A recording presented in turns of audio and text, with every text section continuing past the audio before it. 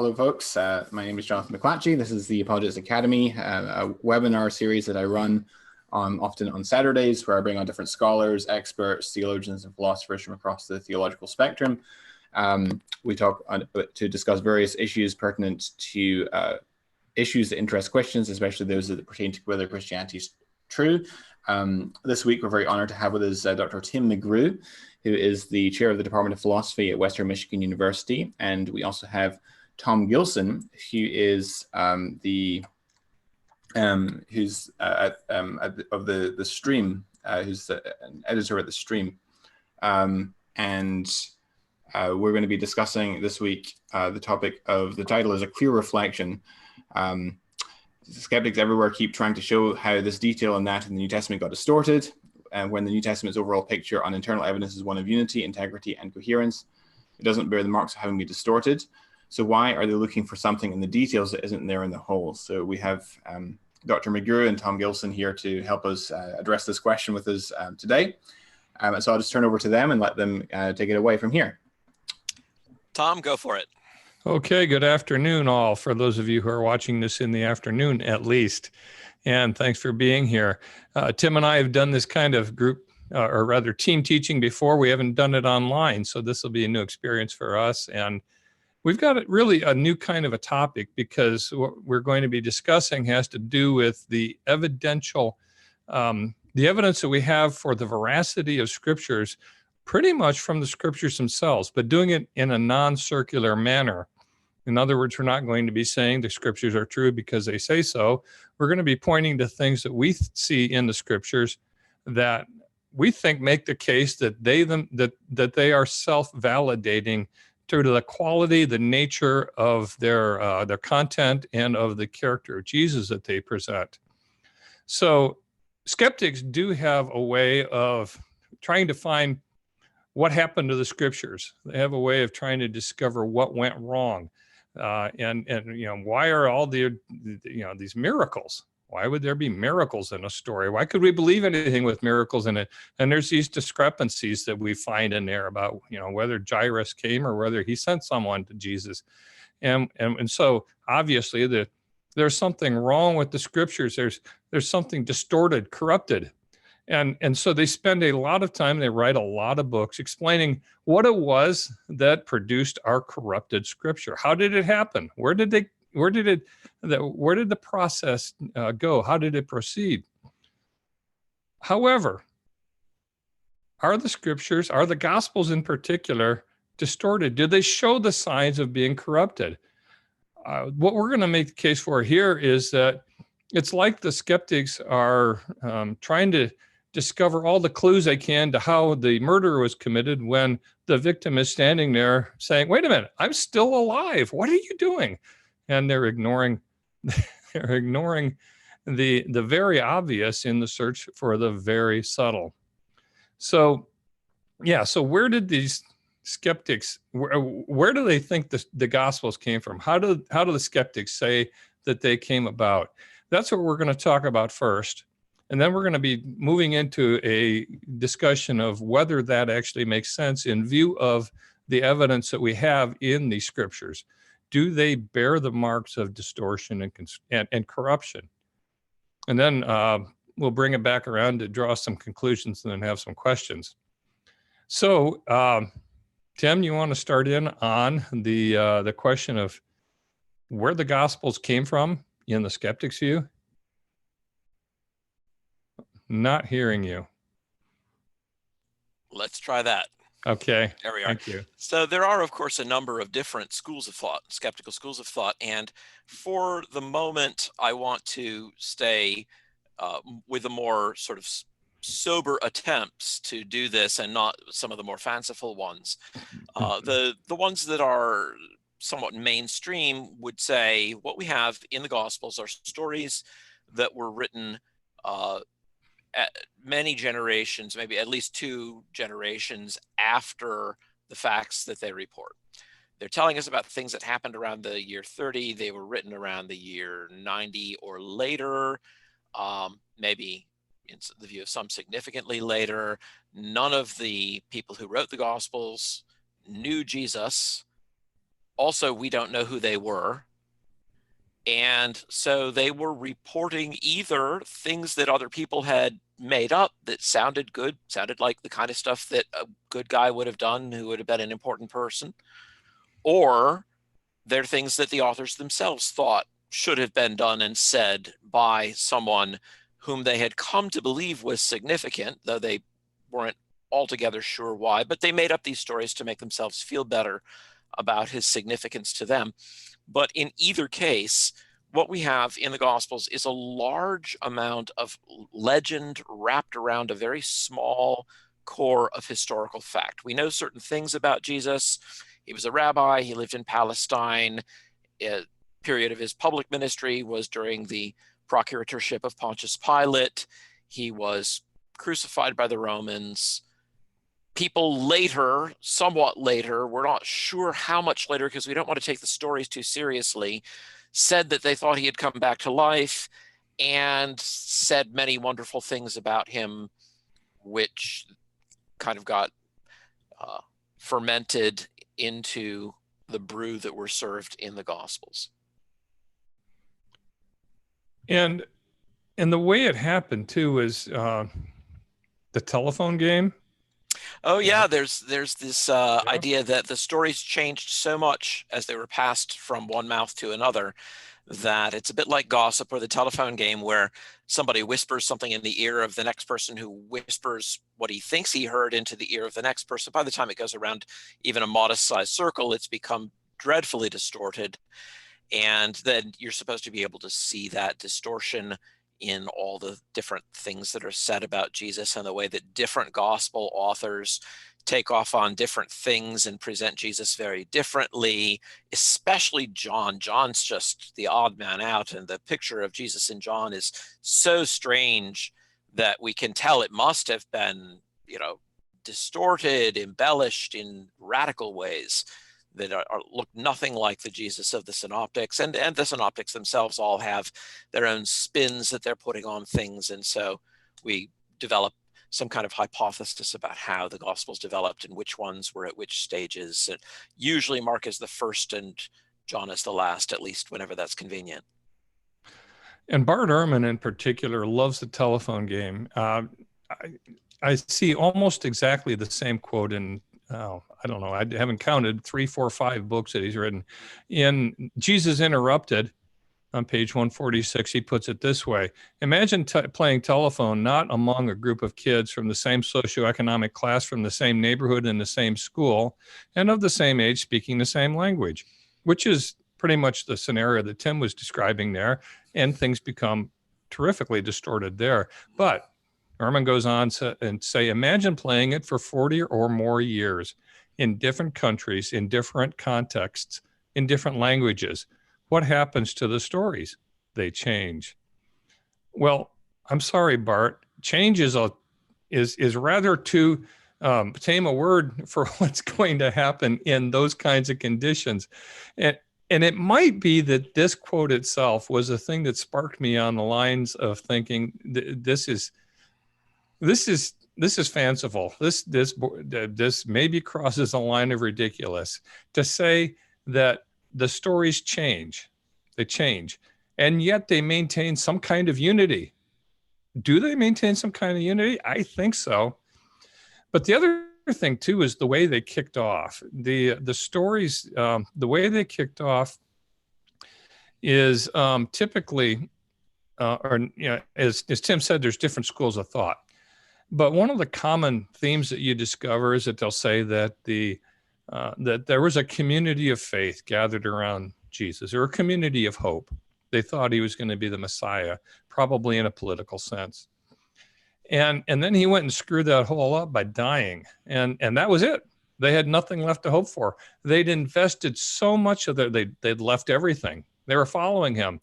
They were devastated. What do you do? And there's a story, it's in a book from the mid-1950s by Leon Festinger and a group of his colleagues. It's called When Prophecy Fails, about a woman who'd gathered a group of people who were convinced that aliens from the planet Clarion were going to whisk them away just before the Earth was destroyed. And they left everything. They even left spouses, and they were waiting with her in the small group it's actually in Michigan, in this woman's home or car, waiting for the midnight ride into outer space, and it didn't happen. It didn't happen, and it didn't happen. Well, what do you do when you are put all your hopes in something and it proves out to be undeniably false? What they did is they almost broke down. And then Mrs. Keach, the leader of the group, got another revelation from Clarion saying that their sincerity had caused God to change his mind and the world would be spared. In other words, they found a way to make it true after all. And that's what a lot of the skeptics think is what happened with the disciples. They found a way to make it true after all. A resurrection, that'll work. And so they came up with it. So what we've got is not only this distorting process of the telephone game, we've also got some crazy people. Because I'm sorry, but the people who still believed in the aliens from the planet of Clarion the next morning had something going on that wasn't quite right. And this is the kind of process that skeptics use to explain the existence of our gospels. Tim, anything else on the process that they would say that explains where the gospels came? By the way, of the things that everybody disagrees on, there's at least one thing everybody agrees on, which is that we have a story of Jesus told in 4 different related forms. We do have a story. Everybody knows that stories come from somewhere. The real key question is, where did the story come from? And can we agree on that? And does it make sense? Mm-hmm. I would just say, in addition to what you've said, Tom, that the idea is that the different gospels reflect the emphases and the influence of different faith communities. So Matthew clearly is writing for a Jewish faith community. That is, whoever wrote the first gospel. We use the name Matthew, but at this point, that's merely a courtesy title. Whoever wrote the second gospel is not writing for a Jewish audience. Whoever wrote the third gospel was writing very much with a pagan audience in view, a Roman audience. Whoever wrote the fourth gospel, well, golly, he was really into some high theological reflection, which he maybe got from Alexandria or something. We're not quite sure how he picked up on these Greek ideas like logos. Like, wow, how could anybody have used that word without really being infused by Philo of Alexandria's thought or something crazy out in that direction? But all these different communities with their different emphases, with the different stories that circulated among them, managed to add something, leaven the lump a bit in their own distinctive ways. And so what you get with the 4 gospels are 4 different communities' takes on what they thought Jesus should have been like, was like in some sense that they felt was true in some high and noble sense, even if they didn't really have very good reason for thinking that much of this had happened to Jesus beyond the bare bones account of his life. Right. And all of this happened without any navigational guidance, so to speak. The only navigational guidance would just be that some of the synoptic authors used Mark and maybe some other source, which we might hypothetically conjecture was some quella, some document that circulated that we have now lost. But they used some of those. That kind of kept the first 3 moving in roughly the same direction. Whether that direction had any relation to truth or not is, of course, a totally different question. Right. And because they had different emphases and different audiences, from that starting point, it could have gone anywhere. And Ehrman, again, in How Jesus Became God, says there's simply no evidence that early Christians were concerned with whether Jesus had really lived and died. The pluralized form of that datum, literary speak or academic speak, the data in the form of written gospels is the literary artifact of what they believed. It's not a factual record of events that transpired. There was nothing there in terms of what actually happened, that was going to guide them into coming to some kind of agreement, some kind of a direction setting of what they were going to write down. And so it got written down 4 different times. And it should have come by these processes. I think we can agree it should have come out looking noticeably, not just noticeably different in the sense that different reportage can have different emphases, but noticeably different in the fact that it doesn't look like they're telling the same story a lot of the time. It really should have come out that way. But did it? That's the question. So, shall we move on to next? Let's do it. This part? Okay. We're sitting in different rooms. And when Tim and I do this, usually we in the same room, we're communicating with elbow nudges and sly looks, and we can't do it the same way here. It's a little less direct. But I think I've got first one on this. Then you get to run with a whole lot else. That's how we plan that. Here's my first sign that the navigation being so loose and so disconnected from fact doesn't make sense. And it's Jesus' character. Jesus is a very unique character in history. Oh my goodness. We are too used to Jesus. We do not realize how unique he is. He is, oh my goodness. Let me start with his ethical goodness. Imagine you won the lotto, the big one, the Powerball in the United States. It could be $100 million or more. Imagine you had all the power anybody could want in the world. What would you do with it?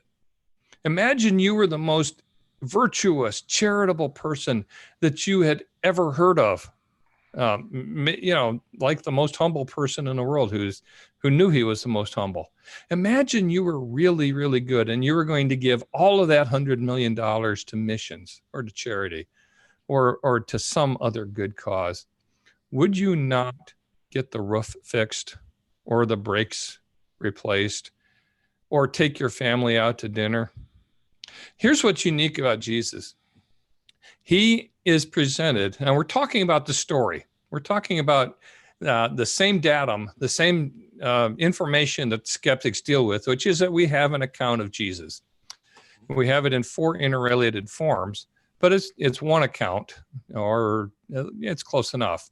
We have this account of Jesus, and in the accounts, he is presented consistently as having extraordinary power. Talk about economic power, winning the Powerball. Imagine not just being able to write a check to pay for 5,000 people to eat pizza. Imagine being able to produce that pizza out of nothing. That's economic power. He could heal. In the Gospel of John, it's very clear that he is the creator. He had power over wind and water. Jesus had power.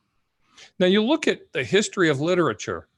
Since we're talking about stories, I won't even talk about real history. You look at the history of literature and you do not find people anywhere with the kind of power that Jesus had.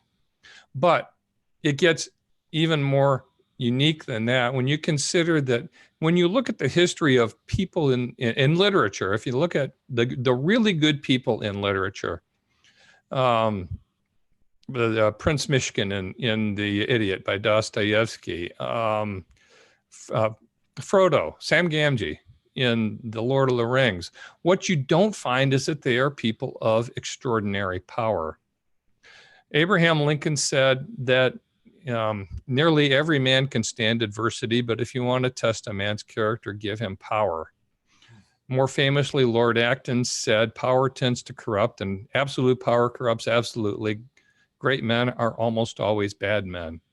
And in literature, what you do not find is people who are incredibly powerful and incredibly other-centered, self-sacrificial, and giving. You don't even find it in small degree. You do not find powerful people in history, you do not find them in literature, who are the kind of people that you just know care about you, that care about their neighbors. In the Gospels, you find the most powerful character in all of literature, being also the most self-sacrificial, other-centered, giving person in all of literature.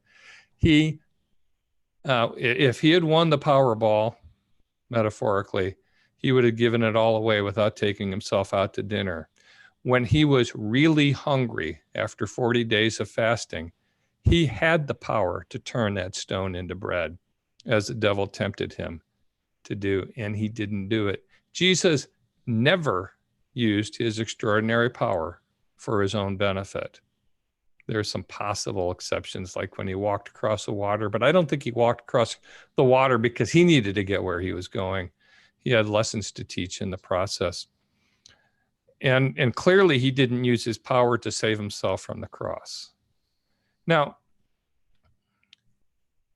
I could write a story about a powerful person who was incredibly other-centered. Alvin was really powerful and he loved everybody and did everything for everybody else. The end. What I couldn't do, and no other genius in all of literary history has ever done, is write that story and make it interesting. Make the character compelling.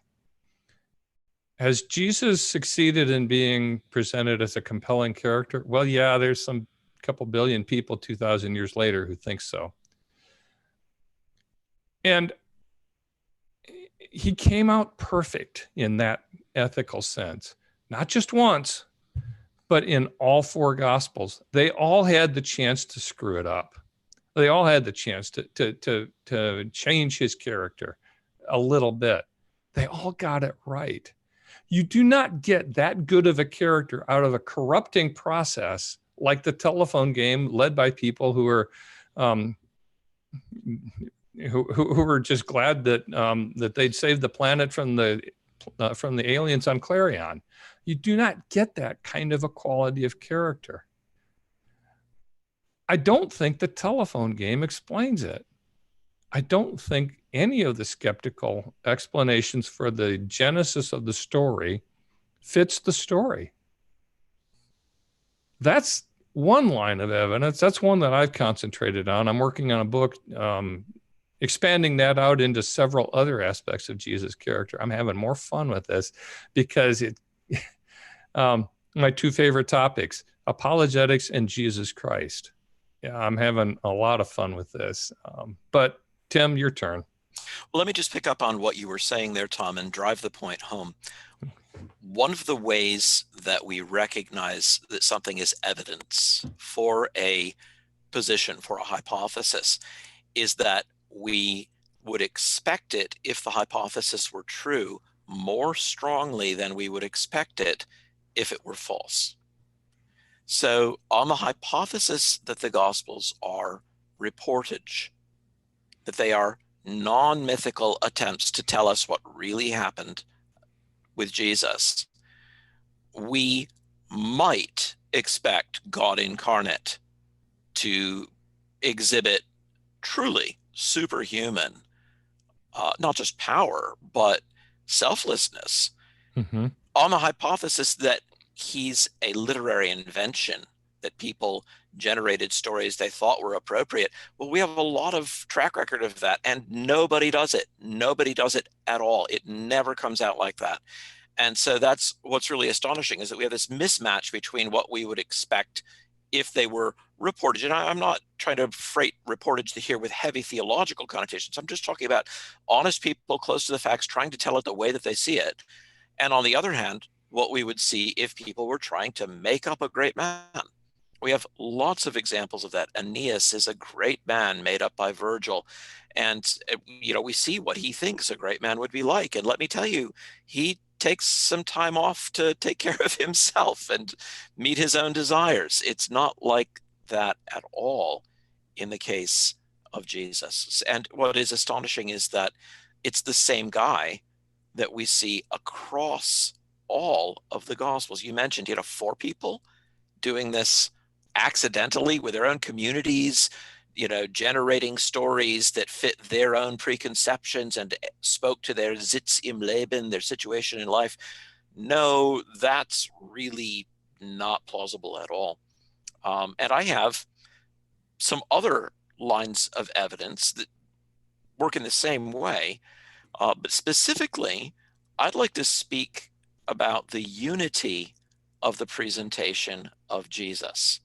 There's more besides just the presentation of Jesus. There's other things that we could talk about. There are other lines of argument, but I'd just like to talk about this from the standpoint of looking at these and saying, if they are stories that were made up long after the fact, would we expect this kind of deep consistency?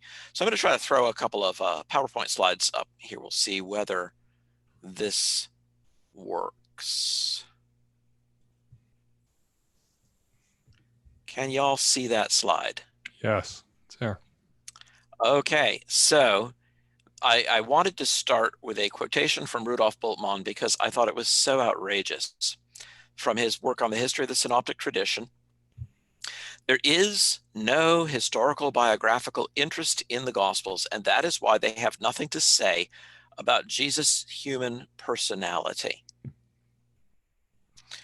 Sometimes I wonder whether someone is actually reading the same book that I'm reading the same Gospels that I'm reading, because this is pretty crazy stuff. I find that really, really hard to credit. So I'm going to give you a couple of different lines of evidence for Jesus' distinctive personality across the Gospels. Not just in, but across, and I'll underscore that as I'm going along. I'm going to talk about his mode of teaching, about his use of object lessons, about his habit of seeking solitude. This is a guy who is frequently seen getting away from crowds. His reserve regarding his messianic status, his refusal to defend himself against his accusers, his sarcasm and wit, and his love of his friends. So in each of these 7 respects, I think we see a very distinctive personality in the Gospels, and one who is the same across the Gospels. So let's go with his mode of teaching. How does Jesus teach? Now, there's a broad kind of question. It's the sort of question I used to hate when I was a student. Like, my teacher has something in mind. I can't read his mind. I don't know what he is trying to get at. So I'll not actually make you try to come up with guesses here. Look at what he does. He calls the disciples from their fishing boats on the shores of the Sea of Galilee. And what does he say? He says, "Come with me. I will make you fishers of men." What is he doing? He's using the immediate setting and some salient feature of the immediate setting. We're here on the shores of the Sea of Galilee where we've been catching fish. And he says, "You want to catch something really valuable? Come with me." He draws the metaphor of fishing right from the context. This in Luke, okay? Luke 5, and you can read the story for yourself. Let's go over to John chapter 4. Jesus is talking with the woman from Samaria at Jacob's well. They're at the foot of Mount Gerizim. She comes, he says, "Give me something to drink." And what does he tell her? If you had known who you were speaking to, you would have asked, and he would have given you living water. And she says, "Sir, where may I find this living water?" They're sitting right by the well.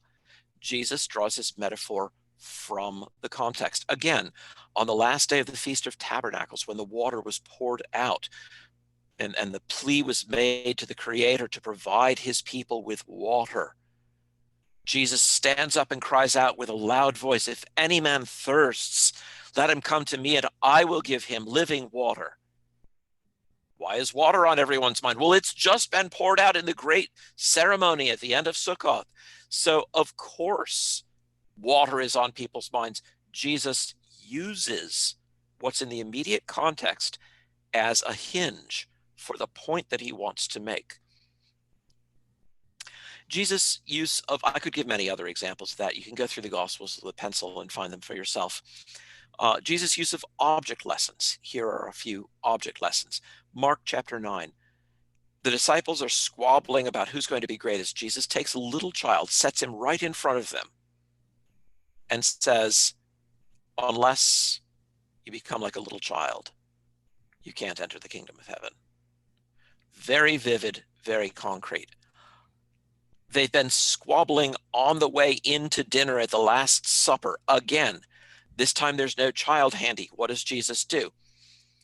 Jesus discards his outer cloak, girds himself with a towel, kneels and washes their feet, a very menial gesture, something that a Jewish servant could not be compelled to do. Now, why is he doing this? He's doing it so that they can't miss what he's doing. He's making it tremendously vivid to them, focusing their attention on something, either something that's in the area or something that he himself does, so they can't miss it. And then he says, now look, I'm among you as one who serves. This is how you need to be. By the way, you get that point only when you put together several passages. You need at least Luke 22 and John 13, and then you can see how this is connected in Mark 10:35. This is a distinctive way of teaching. You know, we've got record of Paul's teaching and Peter's preaching in the book of Acts. And remarkably, it's not like this. We don't have any report of their doing this, but over and over again with Jesus, we find his object lessons and his use of things in the environment. Here's another one.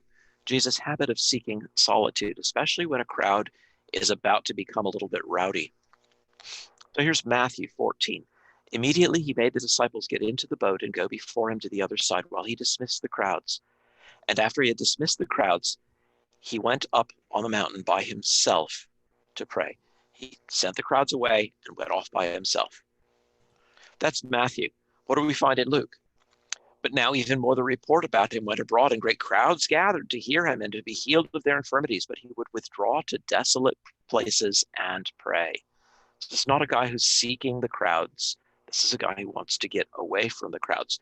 Now, when we move from the Synoptic Gospels to John, and you'll see that I did this with the previous 2 points as well, we find that in different contexts, sometimes, different stories, we see the same things exhibited, the same characteristics exhibited. So John 5, now the man who had been healed did not know who it was. Why not? For Jesus had withdrawn as there was a crowd in the place. It's the same guy. He doesn't like crowds. He doesn't want to be overrun with crowds. He tries to get away from crowds. Again, John 6, feeding the 5,000, perceiving then that they were about to come and take him by force to make him king, Jesus withdrew again to the mountain by himself. He seeks solitude. He seeks to get away from the crowds. This is who he is. This is a personality. This is what Bultmann somehow managed to miss, which proves that a great deal of erudition and the ability to read Greek does not secure one against just missing the point. Jesus' reserve regarding his messianic status. From Matthew 16, then he strictly charged the disciples to tell no one that he was the Christ, that is, the Messiah, the anointed one. That's Matthew. What do we find in Luke? And demons also came out of many, crying, "You are the Son of God." But he rebuked them and would not allow them to speak, because they knew that he was the Christ. This is not a message that people are ready to receive at this time, and he's very careful to try to keep that suppressed until the proper time. What do we find when we go over to John? We don't find Jesus doing the suppressing, but look at what people say to him. So the Jews gathered around him and said to him, "How long will you keep us in suspense?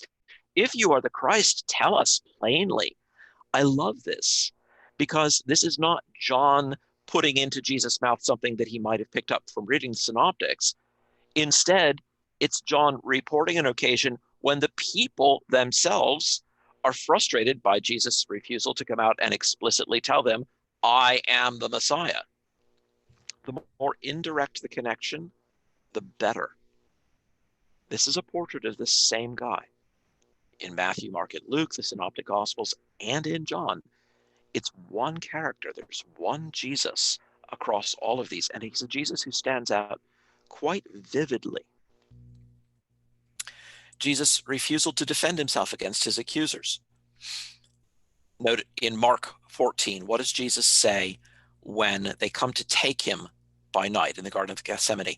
"Have you come out as against a robber with swords and clubs to capture me?" Day after day I was with you in the temple teaching, and you did not seize me, but let the scriptures be fulfilled. Now, over in the Gospel of John, what do we find in John 18? When the high priest is badgering Jesus, Jesus says, I have spoken openly to the world. I have always taught in synagogues and in the temple where all Jews come together. I have said nothing in secret. Why do you ask me? Ask those who have heard me what I said to them. They know what I said. It's fun, just as a bonus, to connect this with John 7:46. Do you remember when they sent soldiers to seize Jesus? And he's speaking, and the soldiers come. You can kind of see them sidling up along the edges of the crowd, close enough to hear what Jesus is saying. And then the soldiers come back to the chief priests empty-handed. And the priests basically say, you had one job. You're supposed to get this guy. Where is he? And they say, nobody ever spoke like this man. I wonder if in John 18, Jesus is referring obliquely to the fact that those soldiers themselves, who actually did stop and hear what he was saying, were absolutely unwilling to lay a hand on him. Ask those who have heard me what I said to them. They know what I said. But again, it's the same turn of mind, though here in different settings, one in Gethsemane, one at the high priest's house. Jesus' wit and sarcasm, lots of examples of this. I can't go through all of them and detail them, but let's just say Mark 2. Jesus is speaking to the Pharisees. These are rulers, respected leaders of the Jews, highly regarded. And he says to them, have you never read what David did? Don't you even know Tanakh? Don't you even know your own scripture? Ooh, this is Jesus not being super nicey. How about Jesus going to Jerusalem? Luke 13. It cannot be that a prophet should perish away from Jerusalem. That's why he's going to Jerusalem. He says, where else could a prophet die than at ground zero of the people to whom he was sent? This is Jesus being sarcastic. Again, in the controversies regarding his healing on the Sabbath, Luke 13. You will untie, you'll loose, luo is the root of that in Greek, an ox or a donkey to give it a drink. Shouldn't this woman be untied? This woman whom he has healed, she's been bound, he says, for 18 years, and I have loosed her. You'll loose an animal just to get him a drink of water. I've loosed this woman who's been bound for 18 years. What is wrong with you guys? You will do this on the Sabbath, and you're coming and complaining. Oh, there's 6 days of the week you could be healed. Don't do that on the Sabbath day. You guys have a serious problem. Same Greek root word. He plays on words like this. He does it in John. He says in John 7, you will circumcise a man on the Sabbath. But you're angry with me because I made a man whole on the Sabbath? You'll cut off part of his private parts. I'm restoring him. You'll do that on the Sabbath, but I'm not allowed to do this on the Sabbath. Jesus isn't Mr. Rogers. Jesus is blunt. He's sarcastic. He uses plays on words to stick in the stiletto. He is a distinctive personality. And as we see here, that's a personality that comes out in John as well as in Luke. One final one, Jesus' love of his friends. This comes out in multiple ways. Let's start with Peter. Jesus, of course, in the Gospels gives Peter a loving nickname. You are, Petros, you're a little stone. John 1 tells us this, but we also see that in Matthew 16. His prediction that Peter will betray him is actually given in a context where there's a loving afterword to it. And when you have turned again, when you've come back, strengthen the brethren. That is a gentle way of telling somebody that he's going to blow it. His loving restoration, right there by the shores of the Sea of Galilee. And again, you may be listening to all this and saying, I don't even believe any of these stories ever happened. Well, then you've got an interesting challenge. Explain how myth makers writing up stories for their own particular faith communities in disparate parts of the world, managed to come up with a character who's so unified. When Jesus restores Peter, he says, "Peter, do you love me? Feed my sheep. Peter, do you love me? Feed my lambs." This is a very loving restoration. Let's look at Mary and Martha and Lazarus. Jesus, very gentle rebuke to Martha. "You're worried and troubled about many things." But Mary, she's chosen that good part that won't be taken from her. What do they send as a message to Jesus when Lazarus is sick? "The one whom you love is sick." His love was well known to them, so much so they could refer to it themselves. Jesus' visible emotional anguish at the tomb of Lazarus. "See," say the Jews, "how he loved him."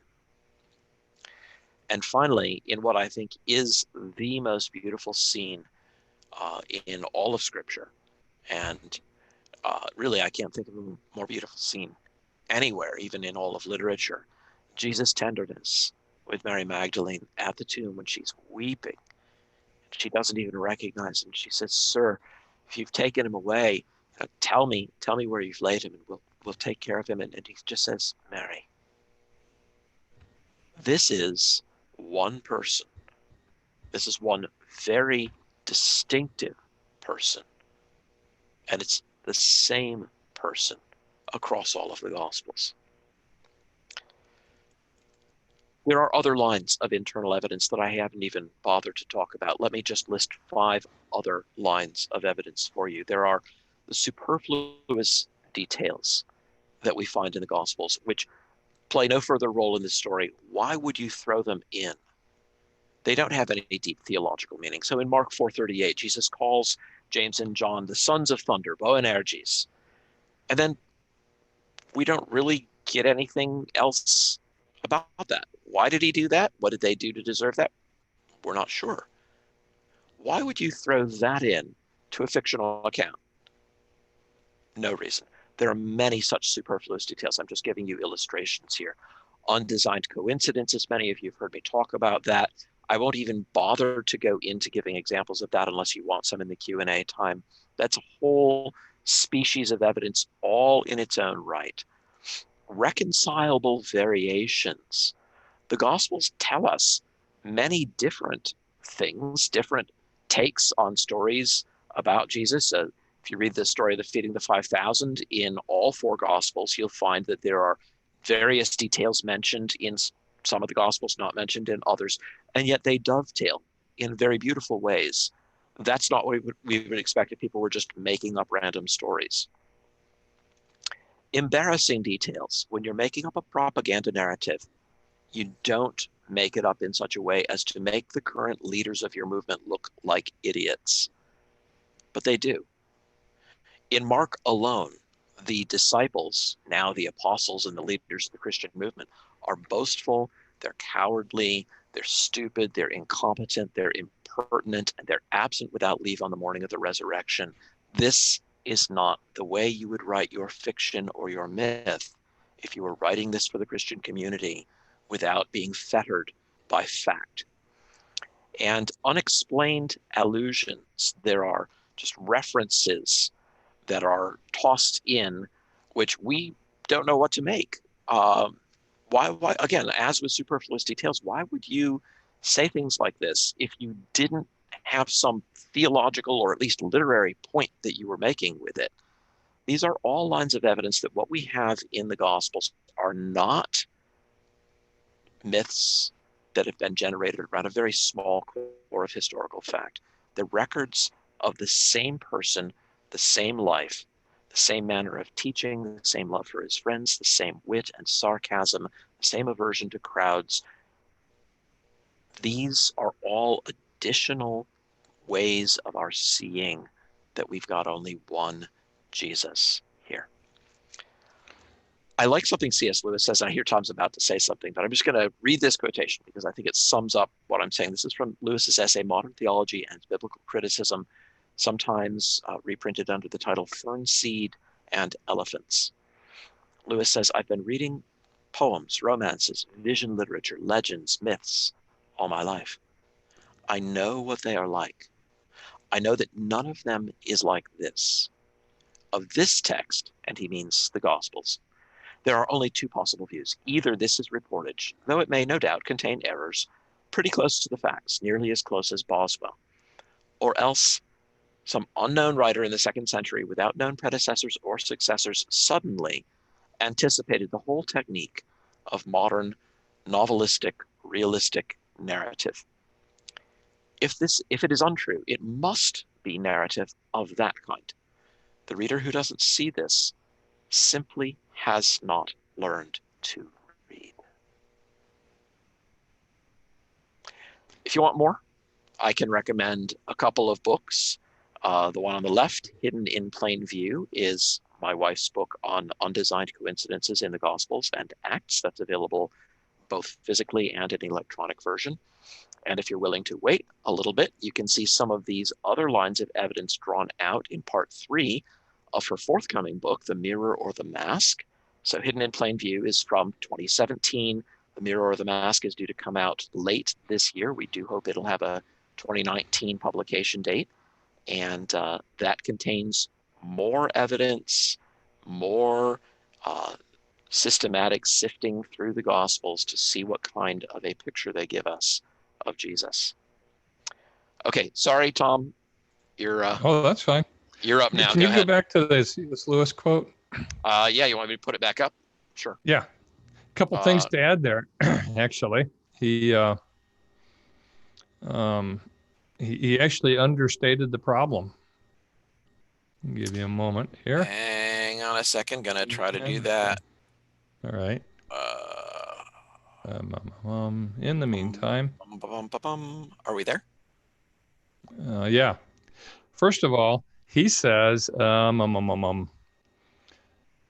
this is reportage, ellipsis, or else some unknown writer in the 2nd century. No, it's 4 unknown writers. Right. Yes. Who came up with it. And the skeptics don't have a theory by which they came up with it in committee. That's just not part of their process that they imagine happened of this part in this. And the second thing I want to say in this is just to highlight what I think Lewis was saying in that last phrase. The reader who doesn't see this simply has not learned to read. He does not say has not learned how to read. He says has not learned to read.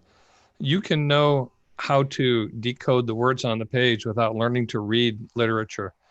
And he's talking about people who have not learned to read the way literature is written. And the unvarying, uniform testimony of literature is what he's referring to there, which is that legend doesn't look like this. Legend just doesn't look like this. And yet they keep wanting to make it say legend. And the other thing I was going to add too, Tim, is you alluded there to Bultmann, and we talked about this on the phone the other day. Bultmann said that they weren't interested in Jesus as personality. And my thought on that, I'm gonna share my screen now if I can, if you can pull out. How does this work? And you're up. And see if this is a humorous kind of a thing. And the intent is humorous.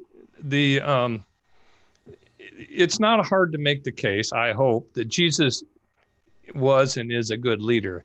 Anyone who can start a movement and have it still be going and growing thousands of years later has displayed leadership skills.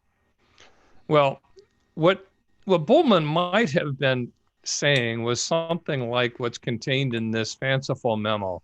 From the VP for Operations to the VP for Human Resources, Midwest Manager Hiring Candidate. I've got a candidate to lead our Midwest operations. Here's his profile. What do you think? I can't find anyone who'll say they've seen him learn from one of his own mistakes. And really, though, no one I've asked about him says he's ever even admitted to a mistake. His leadership hasn't improved noticeably since he started out. I can't find a single indicator of character growth in him, not one. Rarely will he give a straight answer when you ask him a question. If you've got an opinion and it's different than his, well, you're just wrong. It's do it my way with him, his way or the highway. What do you think, boss? Should we hire him? What Boltman might have been referring to is that you don't see any character growth in Jesus. You don't see the tragic flaw. You don't see the personality struggles. You don't see him trying to solve a problem within himself. You don't see that kind of personality in him. What you see in him is someone who starts out right and stays right. And yet, and my goodness, would you hire someone that look like this, Mel? Would you work for someone like this? The next question would be, who does he think he is? God? And that's the only way it could work. It's not going to work. Jesus is not going to work as a leader unless the answer is yes. He kept this, his messianic reticence.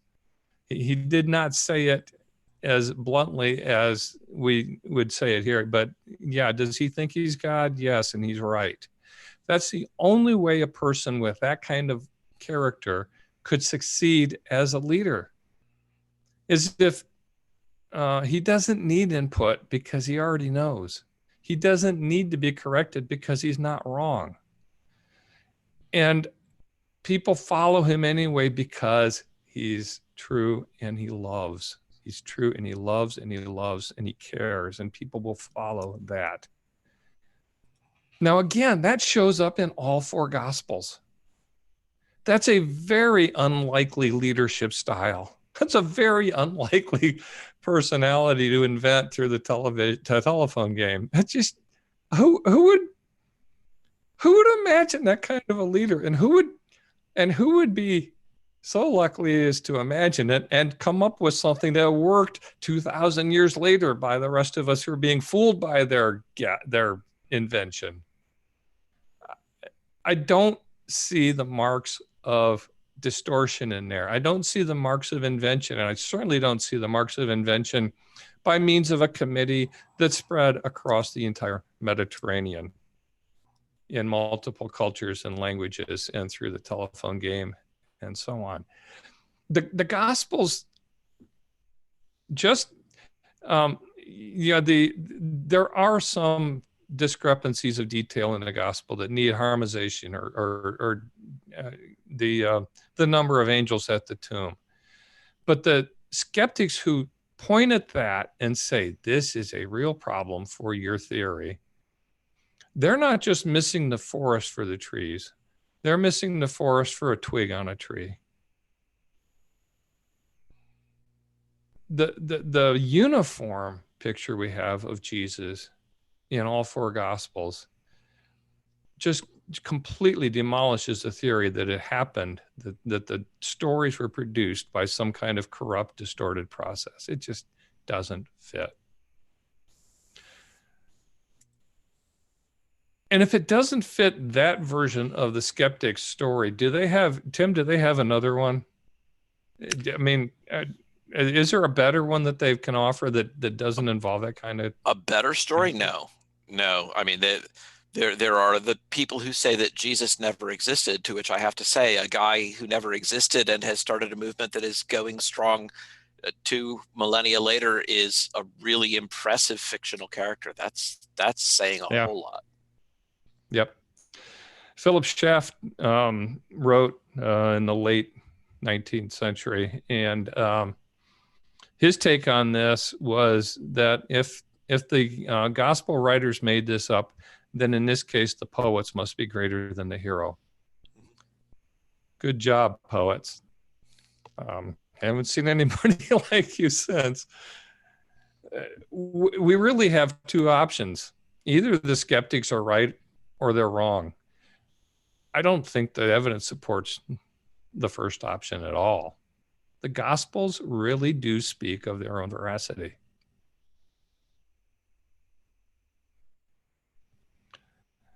I think that's what we had to say. Tim, did you have more? I think we're ready to switch over to Q&A mode. So I have tried to type a few answers to some questions into the chat windows. And I think there was a request from someone that you share the screen again about the job candidate. Okay. We'll do that. And I don't know if you're getting the entire, you're probably getting all of the ancillary stuff on the side. Let's see if I can make it. No, we see it all. enlarge. It was good. Okay. That was Yeah, good. there Okay. you go. All right. I'll leave it up there a few more minutes. Folks, this is the interactive portion of the program. If you'd like to interact with our speakers, then you can do so in a couple of ways. You can raise your hand by clicking the raise hand button at the top of your screen, or you can submit questions in textual form by hitting the Q&A button also at the top of your screen. Or if you're watching on YouTube, then you can type questions in the chat and I'll read them out. I know Tim's already engaged privately with a couple of questions that were submitted. Maybe just for the sake of those viewing on YouTube, we could just discuss those. David Strattondown says, please share a thought on why Jesus says to some not to tell anyone and some to go and tell a rabbi. Right. So I think that in the case of the healing of the lepers, they're told to go and present themselves to the priests because it's the priests who have the job of certifying that they are no longer ceremonially unclean. And so what Jesus is saying is, don't go running off screaming into town and say, I'm healed, I'm healed. You know, you're a leper until you're certified as clean as far as the people know. And so you're not supposed to be doing that. Do this in order, do this decently, go where you're supposed to go, get certified. The priests clearly are the proper people. By the way, throughout the Gospel of Mark, Jesus repeatedly uses blanket statements, and the author of the Gospel uses blanket statements and then qualifies them. And, you know, and the women ran and told no one. We read it, you know, Mark 16:8 at the point where it cuts off in many manuscripts, for they were afraid. Does that mean they never told anybody? How does Mark know about it if that's the case? No, it means they didn't go blabbing it to the first male they found in the streets of Jerusalem. They went to tell the disciples. And this, I have a whole bunch of other examples of this. So when Jesus makes a blanket statement like that, we have to understand this in the manner in which Mark and Jesus, as portrayed in Mark, uses language, which is, don't just go and blare this out. Go do this. Go do this first, or don't tell anyone until the Son of Man is risen. Or yeah, I'll spare you further examples unless you need them. That's the take on that. David also asked, in regards to Jesus withdrawing being a character trait, could it be the case that Jesus chose to withdraw because his time to be fully presented plainly as the Son of God had not yet come, or is his time to be killed? Or is time to be killed? What causes you to discern a character trait rather than an alternative reason? Right. In John 6, I think we do see him withdrawing because the people have the wrong conception of what Messiah is to be. They're minded to take him and make him king by force. And this is the wrong conception of Messiah. He gets away from that crowd for that reason. But he also just, you know, in Luke 5, he eludes the crowds, goes into desolate places to pray, apparently just because they're crowds and he's tired of them. There's no indication there that if he were to stay and heal them, then he would be proclaiming his messiahship. He does at other times stay and heal people, but this is just, it's one of those times when Jesus has had enough and he needs to get off by himself. As an introvert, I heartily understand this. This is something that I need to do as well. Off the back of that, do you want to maybe talk about why Jesus in John 4, talking to the Samaritan woman at the well, says, I who speak to you am he, referring to the Messiah? There is no danger that there will be a revolutionary Jewish uprising on the occasion of Jesus telling a Samaritan that he is the Messiah. This is a woman Samaria, in particular. and a woman in particular. So this is not a place that's going to be misunderstood. Up in Galilee and out in public spaces in Galilee where the crowds are gathering, that's a different matter, as we learned from John 6. And also a different concept of messiahship according to Samaritans. Right. So yeah, it's the notion of a Messiah as a Jewish military leader who will come and lead the Jews and throw off the yoke of Rome is the concept that I think lies behind that comment in John 6:15. This is something that Jesus absolutely isn't going to, lend fuel to. He doesn't want to fuel that particular fire. That is a grave misunderstanding. Mike Winger asks, I'd be interested in your thoughts on the claim that John presents an altered version of Jesus due to his concepts and vocabulary. John's gospel does have a different vocabulary. It has a completely different, not completely different. It has a noticeably different set of concepts. It was written later. John did have time to do two things at least. One was to read what was in the other three gospels, and the other one was to do some more reflection. And so he had the opportunity to fill some things in, say some things that needed to be additionally said, to maybe even capture some of the preaching that was going on, and in light of the information that was already written down in the first three gospels, the synoptics. And so, yeah, there's a difference there. But what do we make of the difference? You could say that, and the typical answer is that John was theologizing so much that he created essentially the deity of Jesus. But the deity of Jesus was there in Mark, where John forgave the man who was brought to him for healing, in Mark 2. The deity of Jesus was present in Luke 2, when Jesus told his parents, why were you looking all over around Jerusalem? Did you not know I must be in my Father's house? That word, my Father, have you noticed who says my Father in the Bible? Only one person, and it's Jesus. In John, he carries that out. That's expressed a little bit more clearly in John, where he says, I must go to my Father and your Father, to my God and your God. He made it clear that when he was saying he was speaking of a very unique relationship, and it's already there in his early years in Luke. You can find apparent differences between the synoptics and John, but they are overwhelmed by the similarities. So what do I make of it? I make of it that John was writing based on different reflection, a different set of life experiences, and having read what was already written, and decided to write something else, but not something that he created de novo out of nothing. Tim, I'm sure you've got thoughts on that too. Well, I mean, a lot of what I've been presenting here was specifically designed to show that the picture that we have of Jesus in the synoptics and the picture that we have of him in John is a picture of the same person. And that in cases where the incidents recorded are not even the same incidents. And so there's no plausibility to the idea, oh, well, he just got that from the synoptics. Then we're talking about, Jesus washing the disciples' feet versus his putting a little child before them. We're talking about his talking to the woman at the well at Samaria versus his talking to the people who say, oh, your mother and brothers are here. And he says, who keeps my word? He is mother and brother to me. Right? These are just different contexts, some in the synoptics, some in John, different stories, same personality, same turn of mind, same manner of teaching, same use of concrete examples, same drawing of metaphors from the context, same sense of humor, same plays on words. And that's why I deliberately chose examples from the synoptics on the one hand, John on the other. And there are many more things I could do. You had John on every one of those screens, I believe. I think I did, yes. And that was deliberate. I wanted to show the fact that not only is this a striking picture where Bultmann is just totally wrong. We do have a vivid personality, but it's also one that is consistent among the evangelists. Another example, by the way, that's quite interesting. Lydia and yourself have both documented before.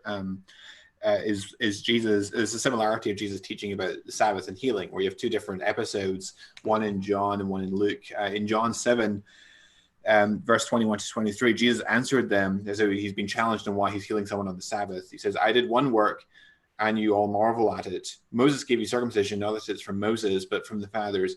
And you circumcise a man on the Sabbath. If on the Sabbath a man receives circumcision, so that the law of Moses may not be broken, then are you angry with me because on the Sabbath I made a man's whole body well? Right. I did actually mention that one on slide number 9. No, you did, but the connection to Luke 13, I think you didn't. That was my previous example on that same slide. You will untie an ox or a donkey and give it a drink. Shouldn't this woman be untied who has been bound these 18 years? Yeah. Oh, okay.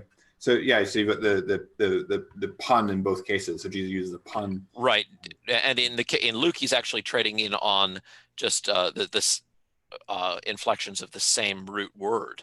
So he's really ringing the changes even on the term there, and he's doing it with the concept in John. But it's the same turn of mind, and you never find Paul doing that kind of back and forth. It's a kind of a curious fact. He also, Lydia's also documented how he's kind of got this "I told you so" motif going on. Yes. In Mark 13:23, but be on guard. I have told you all things beforehand. John 14:29, and now I have told you before it takes place, so that when it does take place, you may believe. John 16:1-4. I have said all these things to you to keep you from falling away, but I have said these things to you that when the hour comes, you may remember that I told them to you, etc. So there's a whole set of categories of this type of This is just a gift that keeps on giving. The "I told you so" Jesus is there. You go, Tom. Now you can incorporate that into your forthcoming book. Yeah, I told you so. Yeah, he in every gospel he teaches with oblique and indirect, and sometimes answering questions with questions. He rarely gave a straight answer to questions. I actually did a quantitative study on that because I was curious. He was either oblique or returned a question to a question in about 80% of his interactions where he had the opportunity. And that's in all 4 Gospels. In John 3, Nicodemus said, basically, we know you're a teacher sent from God. And Jesus' response to him was, hey, you ready to be confused? Here it comes. He did that a lot. He confused people on purpose. I thought about having that as an additional category in my presentation, but I thought 7 was enough, so I left it out. You also have shared language, like in Matthew 10:40, whoever receives you receives me, and whoever receives me receives him who sent me. Mark 9:37, whoever receives one such child in my name receives me, and whoever receives me receives not me, but him who sent me. John 13:20, truly, truly, I say to you, whoever receives the one I send receives me, and whoever receives me receives the one who sent me. So again, and Lydia has also documented cases in where there's other individuals that have also a shared personality among the Gospels, such as Peter, such as Mary and Martha, which just adds further levels of evidence. Category. Okay, let's go back to some questions that were submitted. Timothy Knowlton asks, I'm currently reading Ian Sherwin White's book, Roman Society and Roman Law in the New Testament. Any comments on this work as support for the historical reliability of the New Testament? Yeah, so I can speak a little bit to that. Sherwin White is giving the Sarum lectures at Oxford there, and he focuses principally on the trial narratives and then what we have in the book of Acts. And of course, it's in the book of Acts that the New Testament story spreads out across a much wider canvas geographically. And so we have more opportunities to see Luke displaying his knowledge of setting, intimate details of setting, local industries, titles of local magistrates, cities that are a day's walk apart from one another in the middle of Asia Minor, coasting ports, river ports, notable landmarks around the Aegean Sea, local boundaries, local dialects, local worship conventions. There's just this wealth of detail that we see there. And Sherwin White mounts I think a very reasonable case without trying to press very hard. He just says, look, even if you take Luke to be writing some kind of propaganda narrative for the early Christian community, he's clearly telling you facts that he knows have happened. And this has long been taken for granted by Roman historians. To try to question it now, even in matters of detail, must be seen as absurd. And I think that he's right. I think that case is only strengthened by the over 100 points of this type that are documented in Colin Hemer's book, The Book of Acts in the Setting of Hellenistic History. So all I would say is, start with Sherwin White and then keep on going, because there's more. There's just so much more. Yeah, and Corey Keener's 4-volume set on Acts is really excellent. I love Colin Hemer's book, as you mentioned. Hori Paulini by William Paley, of course, has some really great stuff on connecting Acts with the epistles of Paul. Lydia's book, Hidden in Plain View, which you mentioned earlier, is excellent. There are even more examples than what Lydia documents if you read Hori Paulini. Yes, there are. In fact, as you mentioned, if you just went with Romans, 1 Corinthians, 2 Corinthians, and Galatians, you would have more than 40 cases of undesigned differences between Acts and the epistles of Paul, which is remarkable. And then you've got tons in the rest of the epistles of Paul as well. So it's absolutely remarkable, just the extent of the evidence. There's probably more than 100 cases of external corroborations of Acts of different categories. Another category, by the way, of evidence, which I think is quite interesting, is the principle of restraint in the Gospels, where Jesus doesn't seem to settle many of the hot potato issues of controversy in the early Christian community, such as whether believers had to be circumcised, whether Gentiles had to be circumcised, how to regulate speaking in tongues, and what roles were open to women in ministry. And it seems that a good control case is Islam, because with many of the Hadith narrations concerning Muhammad, he is actually settling issues of controversy in the early Muslim communities, whereas Jesus seems conspicuously silent on many of these issues. And another category is expressive silence, which was a term coined by J.J. Blunt, John James Blunt, in his 1847 book on undesigned coincidences. And the example that he gives of that in the Gospels is Joseph, who seems to strangely disappear after the nativity narratives in Matthew and Luke, even though John is aware that there was a Joseph, because he mentions him because the crowd say, is this not Jesus, the son of Joseph, his father and mother, we know. And yet, as Lydia documents in her book on Hidden in Plain View, he seems conspicuously absent even when Jesus' family are conspicuously present. Most particularly in John 19, when Jesus entrusts the care of his mother Mary to not his own father Joseph, but to the beloved disciple. And then in Acts chapter 1, Jesus' mother and brothers are praying alongside the disciples, and where's Joseph? So it seems that the author knew something more than he's letting on in his account. So that's another category of evidence that bears on this issue. David Strettendowns asks, Jesus often spoke in parables. Some of these are not always easy to understand with our modern cultural understanding. Whilst I imagine that a lot of these may have been more clear in that time, I believe there are a few times and places where it appears even the disciples are quite confused as to what Jesus is talking about. Why do you think Jesus chose to do this and be so cryptic sometimes? I think Jesus was more interested in gaining followers who were desperately seeking him than he was in providing explanations to questions. I actually wrote about this in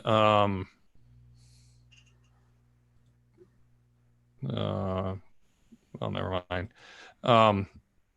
In my book, How Would Jesus Blog?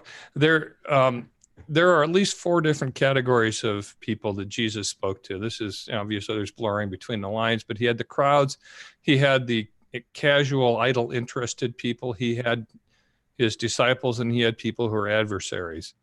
In my book, How Would Jesus Blog, is mostly about dealing with adversaries, but there were the only people that he really explained things to fully were the people who were fully in to follow him. In Matthew 13,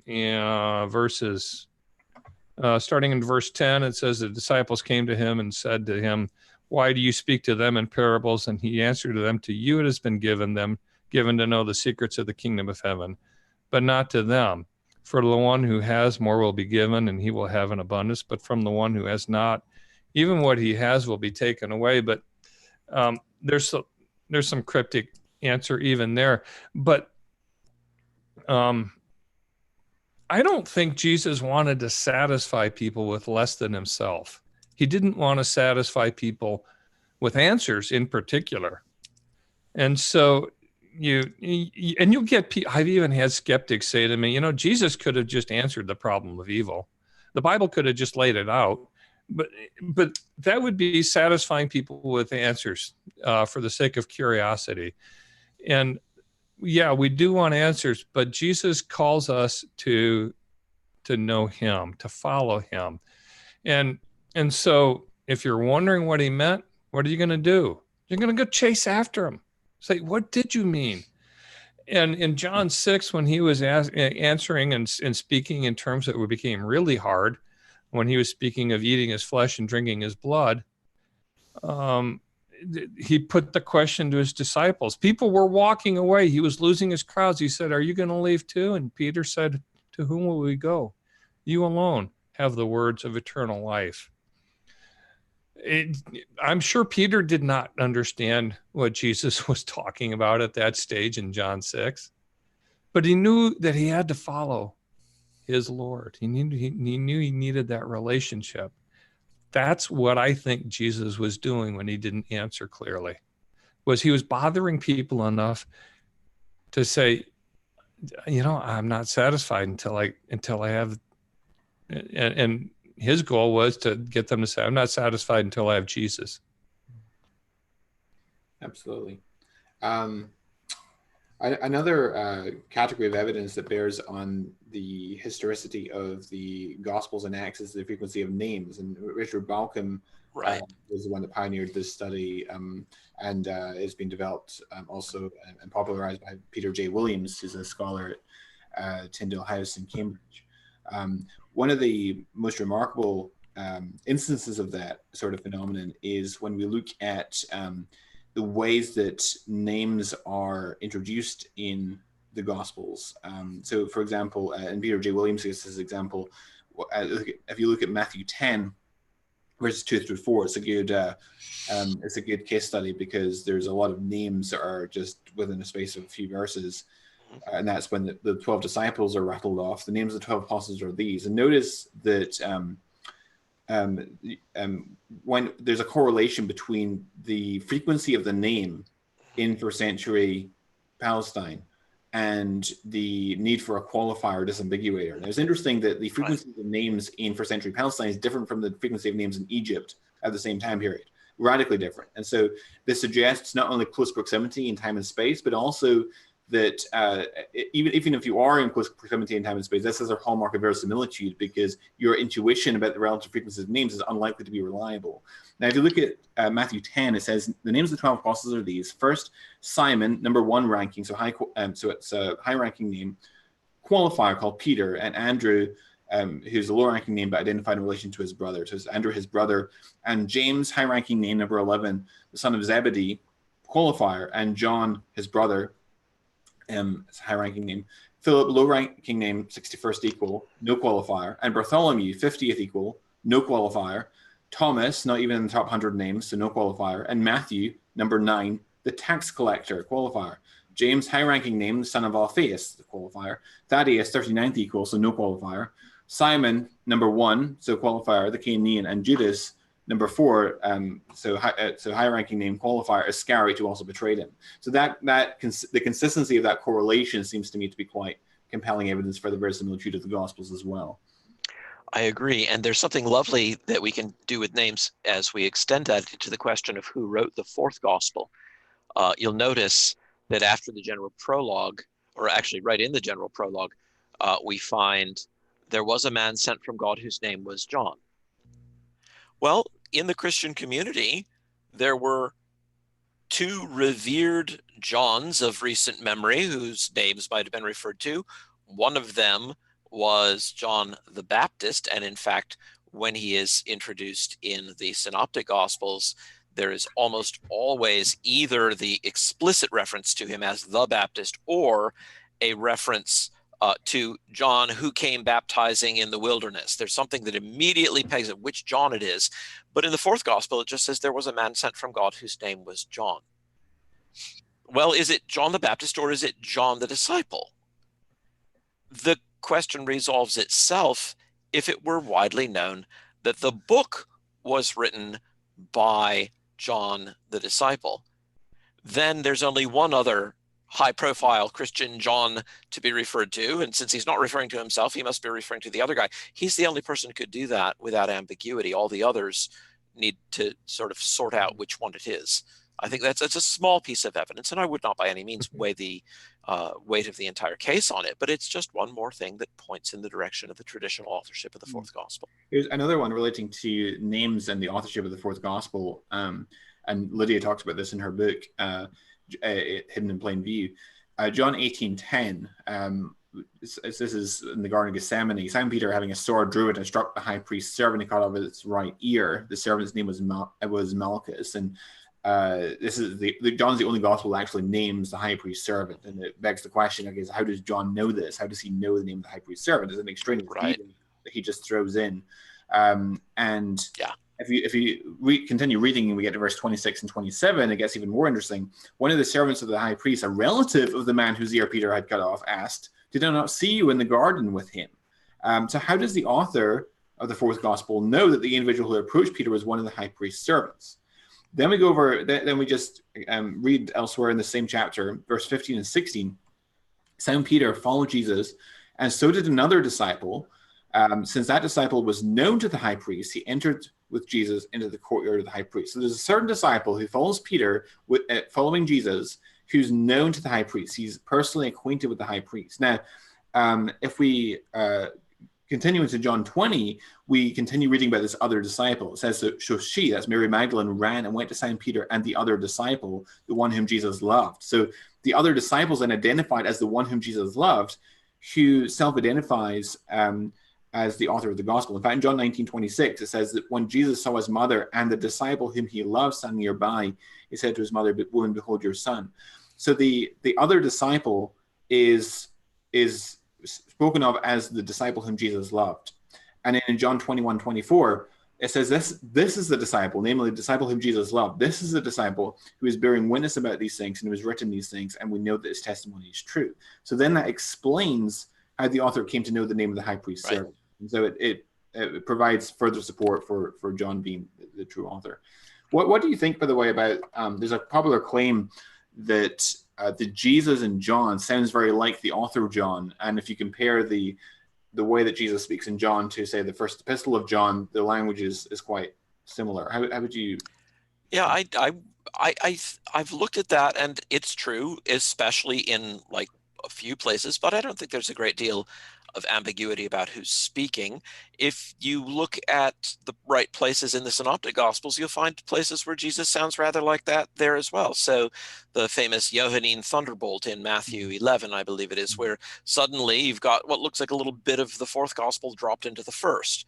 Apparently Jesus did speak in these ways at times that even some other people reflected on. I think that what you have in this case is both some basing of his own manner of speaking on his masters. I think John probably assimilated a fair bit of that, and I think also he tended to remember things and take special note of things that the other evangelists didn't cover. You'll notice that John often goes out of his way to narrate instances that are not reported in the Synoptic Gospels. This is why we have such a high proportion of unique material in John.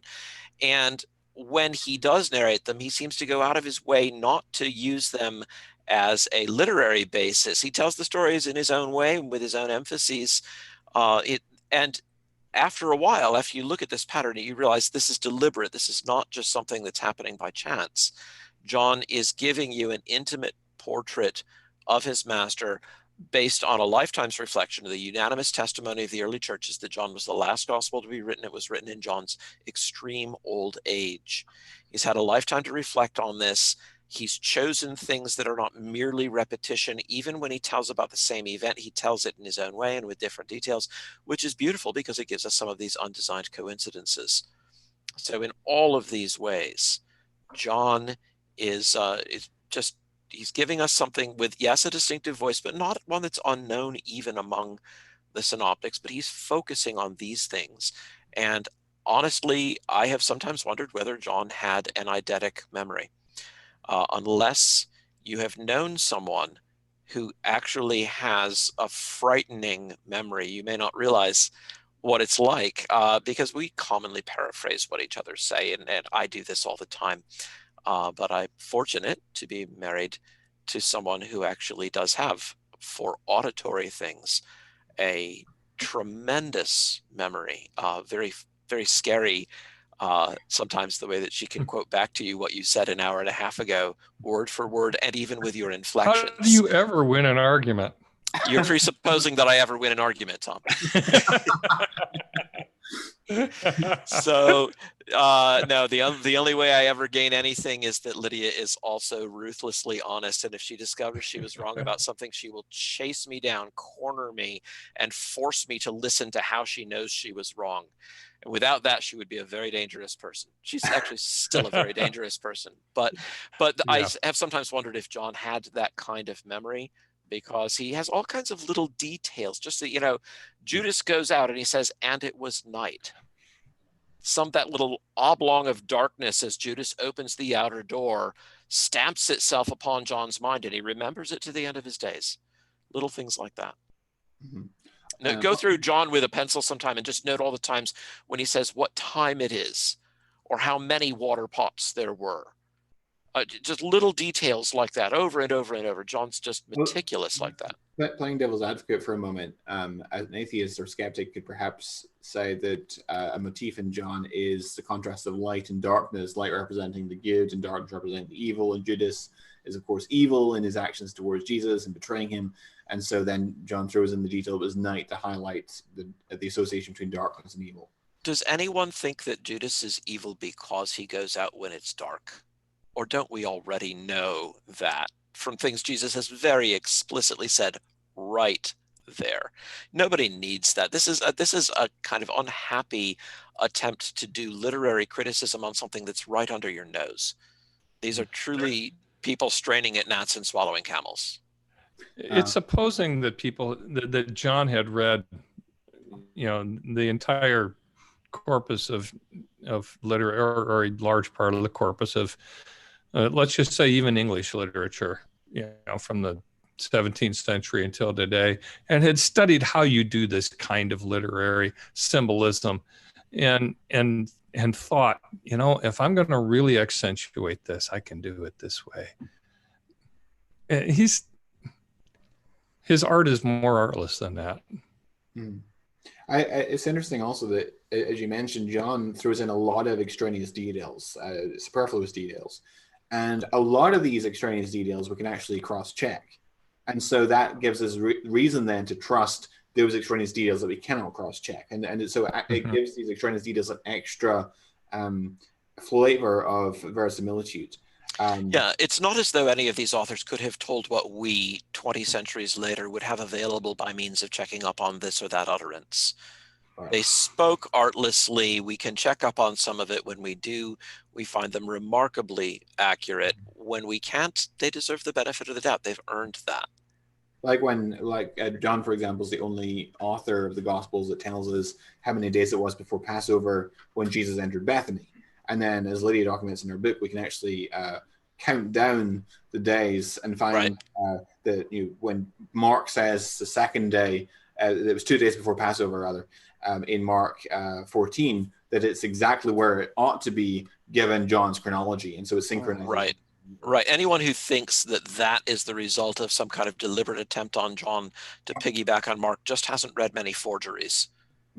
Forgers are much less artful than that. And ancient forgeries, I'm sorry, this is not the way they are at all.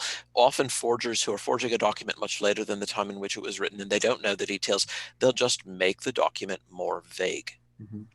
And this, even if they're not really maybe thinking that you're going to be deceived by it, but look at the so-called Gospel of Thomas, where you've got to go halfway through it before you get a single place reference, just a single topographical reference. And then it's a Samaritan was carrying a lamb to Judea. It's a little bit like saying America exists or something. It's very non-specific, whereas there's such a wealth of detail in the in all of the Gospels, geographic detail, going up, going down. A certain man went down to Jericho. Jericho's in the mountains, yes, but it's downhill from Jerusalem. Yeah. Jesus goes down from Cana to Capernaum. Well, yeah, it's downhill because Capernaum's by the shores of the world's lowest freshwater lake, and so on. Yeah. And since you mentioned apocryphal Gospels, we're talking about whether the Gospels that we have in the canonical Gospels bear the marks of legend. Well, you look at the infancy Gospel of Thomas, and Jesus is quite a different character there, and he's a legendary looking character there. He does, he does nasty things to friends who don't do what he wants. He kills them, and later on he resurrects them. But that's the kind of thing that goes into a legend. And when he resurrects, he's 50 feet tall in another gospel. These are the kinds of things that happen in legend. The part of the verisimilitude of the canonical Gospels is in their ordinariness. Well, and you can't say that healing Jairus' daughter was ordinary, but the way it was reported was like, yeah, this happened. It wasn't magnified beyond what it was. It wasn't magnified beyond necessity. It was just, yeah, this is what happened. And then this other thing happened. Oh, and Jesus said this. And you don't get to a lot of commentary until the end of John, where he just says, and I've written these things, not so you'll be wowed by Jesus. You can pick that up as you go along. He writes it. So there's no attempt to wow. There's attempt to report. And at the end, he says, yeah, I've written this so you can believe. And so believing you might have life in his name. There's not a lot more commentary in there like that. If you want to see embellishment, you should read the Arab versions of the feeding of the 5,000. Those are really wild. And then you get a vivid sense of what it really means for a story to be embellished, where Jesus claps his hands and a table descends from heaven and it's covered with fish and food and spices, and Jesus says, by the will of Allah, live, and the fish begins to flop around and the disciples run away, and then other people come and they eat and they're healed of their diseases, and the old become young again. And then the disciples are kind of sad that they didn't get in on this. So Jesus says, no worries. And he claps his hands again, and the table descends from heaven again. And then they all partake, and this goes on for 40 days.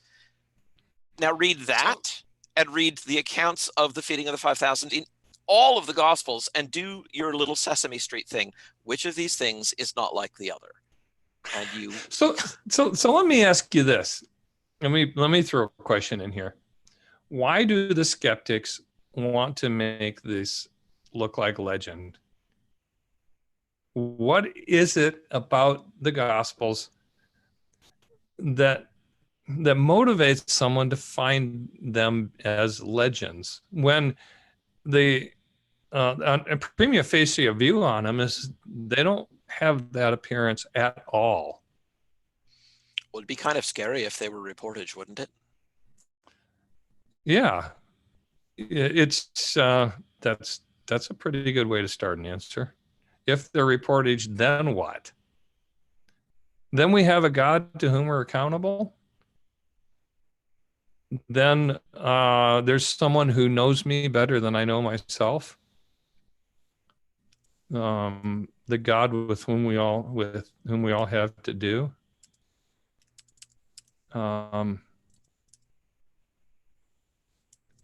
It's difficult for me to say outright that they're doing it in order to avoid encounter with God, that they're doing it because they're trying to avoid truth. There's maybe something there in which I'm not qualified to say that much, but it smacks of that. It has hints of that, at least.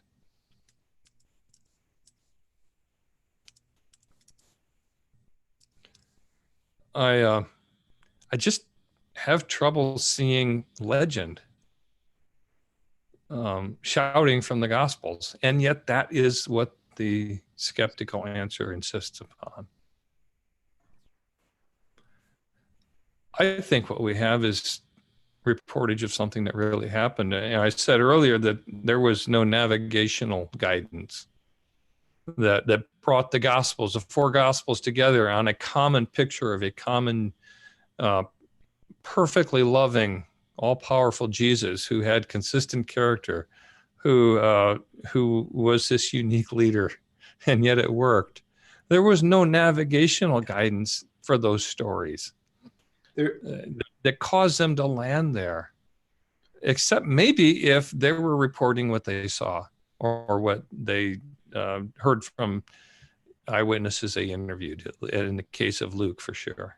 There's a common claim that's popularized by Bart Ehrman and is found promoted among many atheists and also among many Muslims, that there's this legendary or evolutionary development, if you will, between the Gospels, going from the earliest Gospel, which most people take to be Mark, through to John, especially in regards to the deity of Christ. A lot of people argue that Mark does not present the deity of Christ, whereas when you get to John, you have full-blown or almost full-blown proclamations of Christ's deity. How would you counter that objection? You want to go, Tom, or do you want me to? Did Jesus calm the wind and the waves in Mark? As I recall, he did. That is, that's straight out of the Psalms. The men who go down to the sea in ships, they were frightened as the seas rose. I can't remember the number of the Psalm.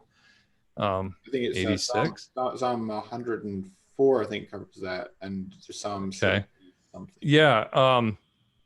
It's God who does that kind of a thing. Jesus is doing God things. The most obvious one is forgiving in Mark chapter 2, but he's doing God things throughout. This is, it doesn't bear the marks of theological reflection upon it, but the material to reflect upon is certainly there. Yeah. Very briefly on that point, I'll give you an example of where the Gospel of Mark actually teaches Christ's deity, and actually we have numerous passages in Mark. Here's one example that's absolutely saturated with Christ's deity. Actually, it's even it's even more explicit in Matthew 21, which is the parallel in Matthew. So this is the triumphal entry account according to Matthew 21. And this is paralleled in Mark. It's actually in all four Gospels. So it says, when they drew near to Jerusalem and came to Bethphage, the Mount of Olives, then Jesus sent two disciples, saying to them, "Go into the village in front of you, and immediately you will find a donkey tied and a colt with her, and tie them and bring them to me. If anyone says anything to you, you'll say, 'The Lord needs them,' and he will send them at once." This took place to fulfill what was spoken by the prophet, saying, "Say to the daughter of Zion, behold, your king is coming to you, humble and mounted on a donkey, on a colt the foal of a beast of burden," which is a quote from Zechariah 9, where Jerusalem's king comes riding on the back of a donkey. And in Zechariah 14, verse 9, the king that's going to reign over all the earth is Yahweh, right? So the king is actually Yahweh that rides into Jerusalem. And then it goes on, the disciples went and did as Jesus had directed them. They brought the donkey and the colt and put on them their cloaks, and he sat on them, not sat on the two animals, but sat on the cloaks that were on the animal. Most of the crowd spread their cloaks on the road, and others cut branches from the trees and spread them on the road. And the crowds that went before him and that were shouting, "Hosanna to the Son of David. Blessed is he who comes in the name of the Lord. Hosanna in the highest." And this is a direct quotation from Psalm 118. In Psalm 118, it says, "Blessed is he who comes in the name of the Lord, who bless you from the house of the Lord." Right? In verse 25, it says, "Save us, we pray, O Lord. O Lord, we pray, give us success. Blessed is he who comes in the name of the Lord." Now, save us is the same word that's used here, Hosanna, right? Hosanna. But the Hosannas are being ascribed to the Son of David here, right? So whereas in Psalm 118, they were ascribed to Yahweh, here they're ascribed to the Son of David. So there's another line of evidence in that same text. And when he entered Jerusalem, this whole city was stirred up, saying, "Who is this?" And the crowd said, "This is the prophet Jesus from Nazareth of Galilee," which may be an allusion to Psalm 24, who is this King of Glory, when he's approaching the gates, And then it goes on and says, when in verse 14, the blind and the lame came to him in the temple and he healed them. But when the chief priests and the scribes saw the wonderful things that he did, and the children crying out in the temple, Hosanna to the Son of David, they were indignant. And they said to him, do you hear what these are saying? In other words, they know exactly what they're getting at. Right? They know exactly what text they're applying to Jesus. And Jesus said to them, yes, have you never read, out of the mouths of infants and nursing babies you have prepared praise, which is a quote from Psalm 8, where it's Yahweh who's getting praise for himself from the infants. And so right. It was saturated with Christ's deity. There's another common sense answer to the question too, which is to claim that Jesus is God. If John did that uniquely and as a fresh invention late in the first century, being God is kind of a big deal for Jews, and he would have looked more different in John than he looks. It would be more strange. You would look at that and you go, "Whoa, that's weird. That's different. How come John's Jesus looks that different from Luke's?" But people haven't done that, and in historical real time, you would have seen. You would have church fathers debating, how did John come up with that? What does that mean? Can we trust John on this? That's weird. That's weird what John did. Do we see any of that in the church fathers? It's not going on. There is no evidence to support the theory that John came up with something really wild. And I'm telling you, in that culture, in any culture, to invent the idea late in the process of he was God, that's a really wild invention. It's often said that the I am statements are actually unique to John, whereas in fact they're not. If you look, one of the examples of the I am statements is in John 6 when Jesus walks on the water, and he says, "I am, do not be afraid," right? Which is ego eimi in the Greek, which is probably an allusion back to Isaiah 43, because in Isaiah 43 you have the I am statements in verses 10 and 11, and then earlier in the chapter, Isaiah 43, it says, it says, but now thus says the Lord, he who created you, O Jacob, he who formed you, O Israel. Fear not, for I have redeemed you. I have called you by name, you are mine. When you pass through the waters, I'll be with you, and through the rivers, they shall not overwhelm you. And then verse 10, it says, you are my witnesses, declares Yahweh, and my servant whom I have chosen, that we know and understand, believe me, and understand that I am. And so the English translations unfortunately obscure this, because a lot of them translate it, take heart, it is I, do not be afraid. But actually the Greek is ego eimi, do not be afraid, for I am. Right? So you've got also another one in Mark, is in Mark 13, where you have the Olivet Discourse, and he says, see that no one leads you astray. Many will come in my name, saying, ego eimi, saying, I am, right? And will lead many astray. So you've got the I am name even being invoked in Mark there. And of course, you've got the favorite self-designation of Jesus, which is the Son of Man, which is in all four Gospels as well. In Mark 14, Jesus calls himself the Son of Man, and he combines the Daniel 7:13 vision with Psalm 110, where you've got the Son of Man seated at the right hand of Yahweh, and coming on the clouds of heaven. Right. Back in Daniel 7, you have the Son of Man who's described as his dominion never passing away, his kingdom never being destroyed, which rings of the words of Darius in the previous chapter. And Daniel 6, in verse 26, he says, speaking about the God of Daniel, after Daniel's been delivered from the lion's den, "I make a decree that in all my royal dominion people are to tremble and fear before the God of Daniel, for he is the living God, enduring forever. His kingdom shall never be destroyed. His dominion shall be to the end." The same expression used of the Son of Man in the next chapter. Not to mention that he's afforded in the Aramaic Pelach, which is the very highest form of religious service, type only prescribed to a deity, or in the Greek Septuagint, he's afforded Latru, the very highest form of worship and religious service. So those and other arguments suggest that the Son of Man is a divine figure which then makes it appropriate for Caiaphas to tear his garments as he does because he's just uttered blasphemy. So the deity of Christ from all four Gospels, I think, is overwhelming. There's no legendary development so far that I can discern. So consistent. So consistent. So let's see. So, Tim, you want to take this home? Yeah, I guess the overarching message is that we have here something that is unique, and we have it portrayed consistently across four Gospels, which are in their own individual ways often different, and we have it carried across scenes that are different, and this consistency is remarkable, and on the legendary and mythical theory, inexplicable. Mm-hmm. But it makes sense if this is who he was and what he said and what he did, then we can understand it. And that also alone explains, I think, the enduring nature of a peaceful religion that did not spread by the sword in its first centuries, but spread at the point of a sword thrust in its face. A religion that endured severe persecution, flourished and grew, and is nourishing people even today in ways that we desperately need. Amen.